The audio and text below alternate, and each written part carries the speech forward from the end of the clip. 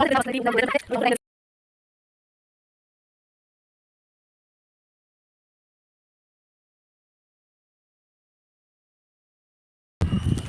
Hello ನಮಸ್ಕಾರ ಎಲ್ಲರಿಗೂ. ಹೆಂಗಿದ್ದೀರಾ friends? ಚೆನ್ನಾಗಿದ್ದೀರಾ? ನಾನು ಕೂಡ ತುಂಬ ಚೆನ್ನಾಗಿದ್ದೆ ನೋಡ್ರಿ. ನಾನು ನಿಮ್ಮ ಪ್ರೀತಿಯ ಮಂಜುಳಾ. ಎಲ್ಲಿಗೆ ಹೋಗಿದ್ರಿ? ಯಾವ ಊರಿಗೆ ಹೋಗಿದ್ದೀಪ್ಪ? ಯಾವ ಗುಡಿಗೆ ಹೋಗಿದ್ರಿ?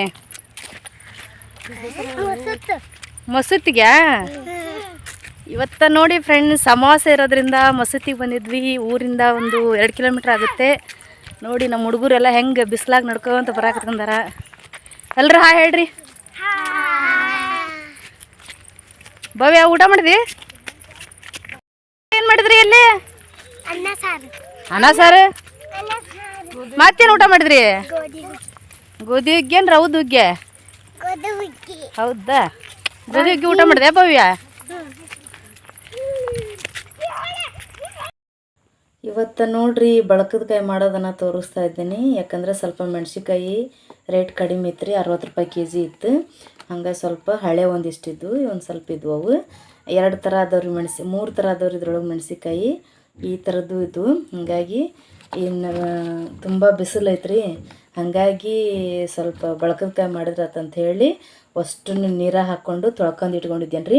ಇವಾಗ ಇದನ್ನು ಹೆಚ್ಚಿಟ್ಕೊಳ್ತೇನೆ ರೀ. ಈಗ ಯಾವ ರೀತಿ ಹೆಚ್ಚಬೇಕಂತ ಹೇಳಿದೆ ಅಂದ್ರೆ, ಈ ರೀತಿ ಇರ್ತೈತಲ್ರಿ ಇದನ್ನು ಈ ಥರ ಇಷ್ಟು ಸೀಳ್ಕೊಬೇಕ್ರಿ. ನಾವು ಇಷ್ಟು ಇಲ್ಲಿವರೆಗೂ ಸೀಳ್ಕೊಬೇಕು. ಅಷ್ಟೂ ಹಿಂಗೆ ಸೀಳ್ಕೊಂಡು ಒಂದು ದಿನ ಬಿಸಿಲಲ್ಲಿ ಒಣಗಿಸ್ಬಿಟ್ಟು ಆನಂತರ ಇದಕ್ಕೆ ಮಸಾಲೆ ತುಂಬ್ಬೇಕ್ರಿ. ಅಂದ್ರೆ ಭಾರಿ ರುಚಿ ಆಗ್ತಾವ್ರಿ. ಒಣಗಿ ಆದ ನಂತರ ಬಳಕದಕಾಯಿ ಬೇಕ್ರಿ ಪ್ರತಿಯೊಂದು ಹಬ್ಬಕ್ಕೆ. ಹಾಗಾಗಿ ಬನ್ನಿರಿ, ಹೆಂಗಾರ ಈ ಒಂದು ಬಳಕದಕಾಯಿನ ಯಾವ ರೀತಿ ಮಾಡೋದಂತ ಹೇಳಿ ತೋರಿಸ್ಕೊಡ್ತೇನೆ ರೀ. ನೋಡಿ, ಈ ಥರ ಮೆಣಸಿನ್ಕಾಯಿನ ಸೀಳ್ಕೋಬೇಕು. ನಾವು ಪೂರ್ತಿಯಾಗಿ ಸೀಳ್ಕೊಬಿಡ್ರಿ, ಸ್ವಲ್ಪ ತುದಿವರೆಗೂ ಅಷ್ಟೇ, ಸ್ವಲ್ಪ ತುದಿ ಬಿಡ್ರಿ. ಈ ಥರ ಎಲ್ಲ ಒಂದು ಮೆಣಸಿನ್ಕಾಯನ್ನ ಇದೇ ರೀತಿಯಾಗಿ ನಾವು ಸೀಳ್ಕೋಬೇಕು. ನೀವು ಚಾಕುನಿಂದಾದರೂ ಮಾಡ್ಕೊಳ್ಳಿ, ಕುಡುಗೋಲಿಂದಾದರೂ ಮಾಡ್ಕೊಳ್ಳಿ. ನೋಡಿ, ಇಲ್ಲಿ ನಮ್ಮ ಅತ್ತೆಯರು ಸೀಳ್ತಾ ಇದ್ದಾರೆ ಮೆಣಸಿನ್ಕಾಯನ್ನ. ನೋಡಿ, ಕುಡುಗೋಲಿಂದ ಮಾಡ್ತಾಯಿದ್ದೀನಿ. ನಾವು ಜಾಸ್ತಿ ಕುಡುಗೋಲಿಂದನೇ ಕೆಲಸ ಮಾಡೋದು. ಈ ಥರ ಚಾಕು ಈ ಥರ ಏನೂ ಉಪಯೋಗಿಸಂಗಿಲ್ಲ. ಈಳ್ಗೆ ಮಣಿ ಅಥವಾ ಇಲ್ಲಾಂದರೆ ಕುಡುಗೋಲು ತೊಗೊಂಡು ಈ ಥರ ದಿನಂಪ್ರತಿ ನಾವು ಅಡುಗೆಗೆ ಈರುಳ್ಳಿ ಪರುಳ್ಳಿ ಎಲ್ಲ ಇದೇ ಒಂದು ಕುಡುಗೋಲಿಂದನೇ ಹೆಚ್ಚುತ್ತೇವೆ ರೀ. ಇಲ್ಲಿ ನೋಡ್ರಿ, ನಾನು ಒಂದು 50 ಗ್ರಾಮ್ ಆಗುವಷ್ಟು ಜೀರಿಗೆನ ತೊಗೊಂಡಿದ್ದೀನಿ. ಇವಾಗ ಇದನ್ನು ಸಣ್ಣಾಗಿ ಮಿಕ್ಸಿಲಿ ಹಾಕೋರಿ. ಇಲ್ಲಾಂದ್ರೆ ನೀವು ಕುಟ್ತೇವೆ ಅಂತ ಹೇಳಿದ್ರೆ ಕುಟ್ಟಾದ್ರೆ ತೊಗೋಬೋದ್ರಿ. ನಾನು ಇಲ್ಲಿ ಮಿಕ್ಸಿ ಜಾರ್ಗೆ ಹಾಕ್ಕೊಂಡೇನಿ ರೀ. ಸ್ವಲ್ಪ ಮಿಕ್ಸಿ ಮಾಡ್ಕೊಂಬರ್ತೀನಿ ರೀ. ನೋಡಿರಿ, ಈ ಥರ ಮಿಕ್ಸಿ ಮಾಡಿ ಇಟ್ಕೊಂಡಿದ್ದೀನಿ. ಇವಾಗ ಇದು ಸ್ವಲ್ಪ ಇದಕ್ಕೆ ಉಪ್ಪನ್ನು ಸೇರಿಸ್ತಾ ಇದ್ದೀನಿ. ನೋಡಿರಿ, ಅವಕ್ಕೆ ಎಷ್ಟು ಬೇಕಲ್ಲ ಅಷ್ಟು ಉಪ್ಪನ್ನು ಸೇರಿಸ್ಕೊಂಡು ಮಿಕ್ಸಿ ಮಾಡ್ಕೊಂಬರ್ಬೇಕು ರೀ.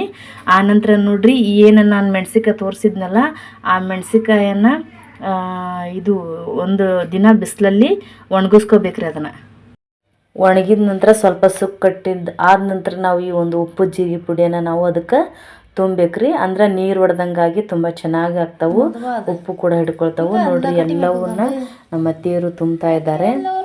ಉಪ್ಪು ಮತ್ತು ಜೀರಿಗೆ ಪುಡಿನ ಅಷ್ಟೇ ಮಾತ್ರ ಹಾಕಿದ್ದೀನಿ. ಕೆಲವರು ಮೆಂತ್ಯಕಾಳು, ಮೊಸರು, ಮಜ್ಜಿಗೆ ಈ ಥರ ಹಾಕ್ತಾರೆ. ಅವು ಜಾಸ್ತಿ ದಿನ ಇಟ್ಟರೆ ಹುಳ ಆಗಿಬಿಡ್ತವೆ. ಹಾಗಾಗಿ ನಾವು ಮೊಸರು, ಮಜ್ಜಿಗೆ, ಮೆಂತ್ಯಕಾಳು ಏನೂ ಹಾಕಿಲ್ಲ. ಬರೀ ಜೀರಿಗೆ ಮತ್ತು ಉಪ್ಪನ್ನು ಉಪಯೋಗಿಸ್ಕೊಂಡು ನಾವು ಬಳಕದಕಾಯಿನ ಮಾಡ್ತಾಯಿದ್ದೀವಿ. ನೋಡಿರಿ, ನಮ್ಮ ಅತ್ತೆಯರು ತುಂಬ್ತಾ ಇದ್ದಾರೆ. ಇವಾಗ ನೋಡಿರಿ, ಎಲ್ಲವೂ ತುಂಬಿ ಇಟ್ಟಿದ್ರು. ಒಂದು ನೈಟ್ ಫುಲ್ ಬಿಟ್ಟಿದ್ದೀವಿ ನಾವು, ಅಂದ್ರೆ ಉಪ್ಪು ನೀರು ಹೊಡಿತೈತಿ. ನೋಡಿರಿ, ಇಲ್ಲಿ ಬಳಕದಕಾಯನ್ನು ಹಾಕಿದ್ವಿ ಒಣಗಲಿಕ್ಕೆ. ಹಾಗಾಗಿ ಮಳೆ ಬರ್ತೈತೆ ಅಂತ ಹೇಳಿ ತಗೊಂಡು ಹೋಗಕ್ಕೆ ಬಂದಿದ್ದೀನಿ.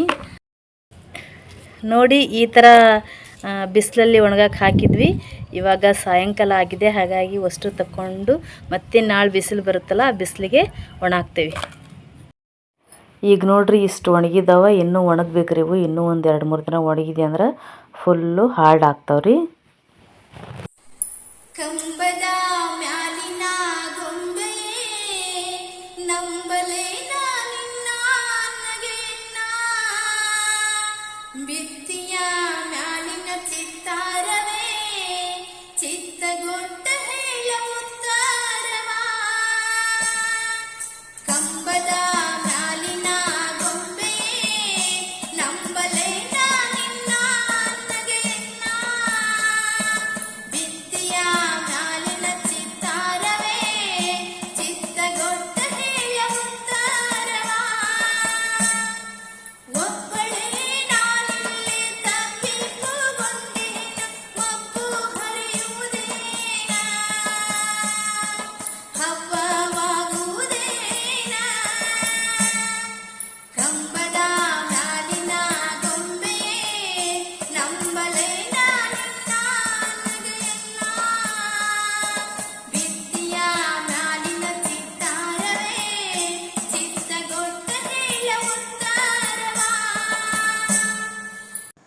ನೋಡ್ರಿ ಅವ್ರಿಕಾಳು ಪಲ್ಯನ ಯಾವ ರೀತಿ ಮಾಡೋದು ಅಂತ ಹೇಳಿ ತೋರಿಸ್ಕೊಡ್ತೀನಿ. ಅಂದರೆ ಇದ್ರೊಳಗೆ ಮೊಟ್ಟೆ ಹಾಕಿ ಮಾಡ್ಬೇಕ್ರಿ. ಹಾಗಾಗಿ ಅವ್ರಿಕಾಳು ಪಲ್ಯನ ಮಾಡ್ತಾಯಿದ್ದೀನಿ. ನೋಡ್ರಿ ಇವಾಗ ಕಾಳು ತೊಳೆದ್ಬಿಟ್ಟು ಸ್ವಲ್ಪ ನೀರು ಹಾಕಿ ಒಲೆ ಮೇಲೆ ಕುದಿಯಕ್ಕೆ ಇಡ್ಬೇಕ್ರಿ. ಅದು ಆದ ನಂತರ ನಾವು ಏನು ಮಾಡ್ಬೇಕಂದ್ರೆ ಆ ನೀರನ್ನು ಬಸಿಬೇಕ್ರಿ. ಇಲ್ಲಾಂದ್ರೆ ಅದು ವಾಸನೆ ಜಾಸ್ತಿ ಆಗುತ್ತೆ. ಹಾಗಾಗಿ ಆ ಒಂದು ನೀರನ್ನು ಬಸ್ಬಿಟ್ಟು ಆ ನಂತರ ಇದಕ್ಕೆ ನಾವು ಒಂದು ಚಿಕ್ಕದಾದ ಈರುಳ್ಳಿನ ಹೆಚ್ಚಿಟ್ಕೊಂಡು ಒಂದು ಟೊಮೆಟೊ ಹಣ್ಣು ಮತ್ತು ಕೊತ್ತಂಬರಿನ ಮಾತ್ರ ಹೆಚ್ಕೊಂಡು ಇಟ್ಕೊಂಡೇನ್ರಿ. ಇವಾಗ ನೋಡ್ರಿ ಕಾಳುಗಳು ಕುದ್ದಿದ್ದಾವ, ನೀರನ್ನು ಬಸ್ಕೊಂಡು ಕಾಳುಗಳನ್ನ ಕಡಿಗೆ ಮಾಡ್ಕೊಂಡು ಇಟ್ಕೊಂಡೇನ್ರಿ. ಇವಾಗ ಒಂದು ಬಾಣಲಿಗೆ ಎಣ್ಣೆ ಹಾಕಿಬಿಟ್ಟು ಹೆಚ್ಚಿಟ್ಟಿರ್ತಕ್ಕಂಥ ಈರುಳ್ಳಿಯನ್ನು ಎಣ್ಣೆಯಲ್ಲಿ ಹಾಕ್ತಾ ಇದ್ದೇನೆ. ಎಣ್ಣೆಯಲ್ಲಿ ಈರುಳ್ಳಿ ಫುಲ್ಲು ಕಂದು ಬಣ್ಣ ಬರೋವರೆಗೂ ನೀವು ಅದನ್ನು ಒಂದು ಚಮಚ ತೊಗೊಂಡು ಕೈಯಾಡಿಸ್ಬೇಕ್ರಿ. ಈ ಥರ ಚಮಚ ತೊಗೊಂಡು ಫುಲ್ ಕಂದು ಬಣ್ಣ ಬರೋವರೆಗೂ ನಾವು ಈರುಳ್ಳಿಯನ್ನು ಕೈಯಾಡಿಸ್ತಾ ಇರಬೇಕು. ಅಂದ್ರೆ ಸ್ಮೆಲ್ಲು ಕೂಡ ತುಂಬ ಚೆನ್ನಾಗಿ ಬರ್ತೈತಿ, ಘಮ ಘಮ ಅಂತ ಹೇಳಿ ಬರುತ್ತೆ. ನಾನು ನೋಡ್ರಿ ಇಲ್ಲಿ ಶೇಂಗಾ ಎಣ್ಣೆನ ಯೂಸ್ ಮಾಡ್ತಾಯಿದ್ದೀನಿ, ಗಾಣದ ಎಣ್ಣೆನ. ತುಂಬ ರುಚಿ ಆಗ್ತೈತಿ. ಆನಂತರ ನಾನು ಇದಕ್ಕೆ ಟೊಮೆಟೊ ಹಣ್ಣಿನ ಹೆಚ್ಚಿಟ್ಕೊಂಡಿದ್ದಲ್ರಿ, ಆ ಟೊಮೆಟೊ ಹಣ್ಣನ್ನು ಹಾಕ್ಕೊಳ್ತೇನೆ ರೀ. ಅದು ಕೂಡ ಸ್ವಲ್ಪ ಮೆತ್ತಗಾಗೋವರೆಗೂ ನಾವು ಎಣ್ಣೆಯಲ್ಲಿ ಫ್ರೈ ಮಾಡ್ಕೋಬೇಕ್ರಿ. ನೋಡಿರಿ ನಾನೇನು ತೋರಿಸ್ತಾ ಇದ್ದಿಲ್ಲ ಸೇಮ್ ಇದೇ ಥರನ ನೀವು ಕೂಡ ಎಣ್ಣೆಯಲ್ಲಿ ಫ್ರೈ ಮಾಡ್ಕೊರಿ. ಸ್ವಲ್ಪ ಮೆತ್ತಗೆ ಆದ ನಂತರ ಇದಕ್ಕೆ ನಾವು ಒಂದಿಷ್ಟು ಅರಿಶಿನ ಪುಡಿಯನ್ನು ಹಾಕ್ಕೋಬೇಕ್ರಿ. ಒಂದು ಅರ್ಧ ಸ್ಪೂನಷ್ಟು ಅರಿಶಿನ ಪುಡಿಯನ್ನು ಸೇರಿಸ್ಕೊಂಡು ನಾವು ಎಣ್ಣೆಯಲ್ಲಿ ಹಾಕ್ಕೋಬೇಕ್ರಿ. ಯಾಕಂದ್ರೆ ಟೇಸ್ಟು ಕೂಡ ತುಂಬ ಚೆನ್ನಾಗಿ ಕಾಣ್ತೈತಿ, ಹಂಗೆ ಪಲ್ಯನೂ ಕೂಡ ತುಂಬ ಚೆನ್ನಾಗಿ ಕಾಣ್ತೈತ್ರಿ, ಕಲರಾಗಿ. ಆನಂತರ ನಾವೇನು ಕುದಿಸಿಟ್ಕೊಂಡಿದ್ದಿಲ್ರಿ ಅವ್ರಿಕಾಳನ್ನು ನಾವು ಇದಕ್ಕೆ ಹಾಕ್ಕೋಬೇಕ್ರಿ. ಈಗ ಹಾಕ್ಕೊಂಡು ಪೂರ್ತಿಯಾಗಿ ಏನು ಒಗ್ಗರಣೆ ಮಾಡ್ಕೊಂಡಿದ್ವಲ್ಲ ಅದರೊಳಗೆ ಸ್ಪೂನ್ ತೊಗೊಂಡು ಕೈಯಾಡಬೇಕ್ರಿ. ನಾವು ಫುಲ್ ಅದಕ್ಕೆ ಹತ್ಕೋಬೇಕು. ಆನಂತರ ನಾವು ಇದಕ್ಕೆ ರುಚಿಗೆ ತಕ್ಕಷ್ಟು ಉಪ್ಪನ್ನು ಸೇರಿಸ್ಕೋಬೇಕ್ರಿ. ನೋಡ್ರಿ ಎಷ್ಟು ಚಂದ ಕಾಣ್ತಿದೆ ಅಂತ ಹೇಳಿ. ನೋಡ್ರಿ ನಾನಿಲ್ಲಿ ಅಚ್ಚ ಖಾರದ ಪುಡಿಯನ್ನು ಹಾಕ್ಕೊಳ್ತಾ ಇದ್ದೀನಿ. ನೀವು ಬೇಕಾದ್ರೆ ಹಸಿ ಮೆಣಸಿಕಾಯನ್ನು ಕೂಡ ಹಾಕ್ಕೋಬೋದು. ಆನಂತರ ರುಚಿಗೆ ತಕ್ಕಷ್ಟು ಉಪ್ಪನ್ನು ಹಾಕ್ಕೊಂಡಿದ್ದೇನೆ ರೀ.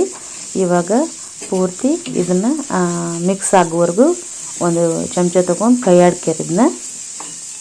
ನೋಡ್ರಿ ಎಷ್ಟು ಚಂದ ಕಾಣಕತ್ತೈತಿ. ಪಲ್ಯನೂ ಕೂಡ ಅಷ್ಟು ಟೇಸ್ಟ್ ಆಗ್ತೈತಿ. ಇದರಲ್ಲಿ ವೆರೈಟಿ ಏನಪ್ಪ ಅಂತಂದ್ರೆ ಎಗ್ ಹಾಕಿ ಮಾಡ್ತಾಯಿದ್ದೀನಿ. ಅಂದ್ರೆ ಒಂದು ಮೊಟ್ಟೆನ ತೊಗೊಂಡ್ಬಿಟ್ಟು ನಾನು ಪಲ್ಯನ ಮಾಡ್ತಾಯಿದ್ದೀನಿ. ಆನಂತರ ಇದಕ್ಕೆ ನೀರನ್ನು ಸೇರಿಸ್ಕೊಳ್ರಿ. ಫಸ್ಟ್ ನೀರು ಹಾಕ್ಕೊಂಡು ನಾವು ಸ್ವಲ್ಪ ಕುದಿಸ್ಕೋಬೇಕ್ರಿ. ಇದನ್ನು ಕುದಿಸ್ಕೊಂಡು ಆದ ನಂತರ ನೋಡ್ರಿ ಕುದಿಯಾಕತ್ತೈತಿ. ಸ್ವಲ್ಪ ಗರಂ ಮಸಾಲೆನ ಹಾಕ್ಕೊರಿ. ಅಂದ್ರೆ ರುಚಿ ಭಾಳ ಆಗ್ತೈತಿ. ಅಂದ್ರೆ ಮೊಟ್ಟೆ ಹಾಕ್ತೇವಲ್ಲ ಸ್ವಲ್ಪ ಘಮ ಘಮ ಘಮ ಅಂತೈತಿ. ಟೇಸ್ಟನ್ನು ಕೂಡ ತುಂಬ ಚೆನ್ನಾಗಿ ಬರ್ತೈತ್ರಿ. ನೋಡ್ರಿ ಸ್ವಲ್ಪ ಜಾಸ್ತಿನ ನೀರು ಹಾಕ್ಕೊಂಡನಿ. ಯಾಕಂದ್ರೆ ಮೊಟ್ಟೆ ಹಾಕತ್ಲಿ ಅದು ಗಟ್ಟಿ ಆಗಿಬಿಡ್ತೈತಿ. ತೀರ ಗಟ್ಟಿಯಾರ ತಿನ್ನಂಗೆ ಅನ್ಸೋದಿಲ್ರಿ. ಹಾಗಾಗಿ ನೀರು ಸ್ವಲ್ಪ ಜಾಸ್ತಿ ಹಾಕ್ಕೊಂಡನಿ. ಇವಾಗ ನೋಡ್ರಿ ನಾನು ಒಂದೇ ಒಂದು ಮೊಟ್ಟೆನ ತೊಗೊಂಡಿದ್ದೀನಿ. ಇವಾಗ ಈ ಮೊಟ್ಟೆನ ಒಡೆದು ಹಾಕ್ಕೊಂಡು ಪಲ್ಯಕ್ಕೆ ಹಾಕ್ಕೊಳ್ತೀನಿ. ನೋಡ್ರಿ ಇದು ಫುಲ್ಲು ಸ್ವಲ್ಪ ಹೆಂಗೆ ನಾವು ಎಗ್ ರೈಸ್ ಮಾಡುವಾಗ ಎಗ್ ಬ್ರಿಡ್ಜ್ ಮಾಡುವಾಗ ಆಗ್ತೈತಲ್ರಿ ಆ ಟೈಪ್ ಆಗೋವರೆಗೂ ನಾವು ಇದನ್ನು ಕೈಯಾಡ್ಕೋಬೇಕ್ರಿ. ಅಂದ್ರೆ ಪೂರ್ತಿ ಅವ್ರಿಕಾಳು ಜೊತೆಗೆ ಬೆರಿಬೇಕಲ್ರಿ ಅದು ಮೊಟ್ಟೆ. ಹಂಗಾಗಿ ಒಂದು ಸ್ಪೂನ್ ತೊಗೊಂಡು ಫುಲ್ಲು ಅದ್ರೊಳಗೆ ಬೆರೆಯೋಂಗೆ ಕೈಯಾಡ್ಕೆರಿ. ತುಂಬ ಟೇಸ್ಟ್ ಆಗ್ತೈತ್ರಿ. ಈ ರೀತಿ ಬೇಕಾದ್ರೆ ಒಂದ್ಸರಿ ಟ್ರೈ ಮಾಡಿ ನೋಡಿರಿ ಹೆಂಗೆ ಇರ್ತೈತಿ ಅಂತ ಹೇಳಿ. ನೀವು ರೊಟ್ಟಿ ಜೊತೆಗೆ, ಚಪಾತಿ ಜೊತೆಗೆ, ಅನ್ನದ ಜೊತೆಗೆ ಹಾಕ್ಕೋಬೋದು, ದೋಸೆ ಜೊತೆ ತಿನ್ಬೋದು. ತುಂಬ ಟೇಸ್ಟ್ ಆಗ್ತೈತ್ರಿ. ಮೇಲೆ ಒಂದು ಸ್ವಲ್ಪ ಕೊತ್ತಂಬರಿನ ಹಾಕಿ ಕೈಯಾಡ್ಬಿಟ್ಟು ಒಂದು 2ರಿಂದ 3 ನಿಮಿಷ ಕುದಿಸ್ರಿ. ಪಲ್ಯವು ಮಸ್ತ್ ಆಗ್ತೈತ್ರಿ. ನೀವು ಕೂಡ ಇದನ್ನು ಟ್ರೈ ಮಾಡಿ ಕಮೆಂಟ್ ಮುಖಾಂತರ ತಿಳಿಸ್ರಿ ಹೆಂಗಾಗೈತೆ ಅಂತ ಹೇಳಿ. ನೋಡಿರಿ ಸ್ವಲ್ಪ ನೀರಿನಂಗೆ ಇಲ್ರಿ, ತೀರ ಗಟ್ಟಿ ಮಾಡಬೇಡ್ರಿ. ಯಾಕಂದ್ರೆ ಒಣ ಅನಿಸ್ಬಿಡ್ತೈತೆ. ಅದು ಒಣಾರಾದ್ರೆ ಟೇಸ್ಟ್ ಅನ್ಸಂಗಿಲ್ಲ. ಇವಾಗ ನೋಡ್ರಿ ಪಲ್ಯ ಕುದೀತಾ ಇದೆ. ಇದು ಕುದಿಯುವಾಗ ಒಂದು ಸ್ವಲ್ಪ ಮುಚ್ಚಳವನ್ನು ಮುಚ್ಚಿಬಿಡ್ರಿ. ಒಂದು 2ರಿಂದ 3 ನಿಮಿಷ ಕುದಿಸಿ ಸಾಕ್ರಿ. ಪಲ್ಯವು ರೆಡಿ ಆಗ್ತೈತೆ ನೋಡ್ರಿ.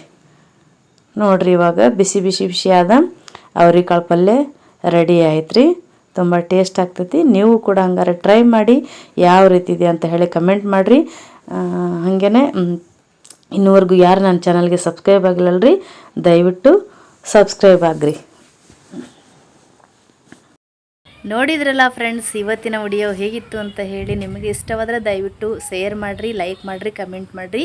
ಹಾಗೆ ನನ್ನ ಚಾನಲ್ಗೆ ಸಬ್ಸ್ಕ್ರೈಬ್ ಆಗಿರಿ. ಮತ್ತೆ ಒಂದು ಹೊಸ ವಿಡಿಯೋ ಜೊತೆಗೆ ಮತ್ತೆ ಬರ್ತೀನಿ.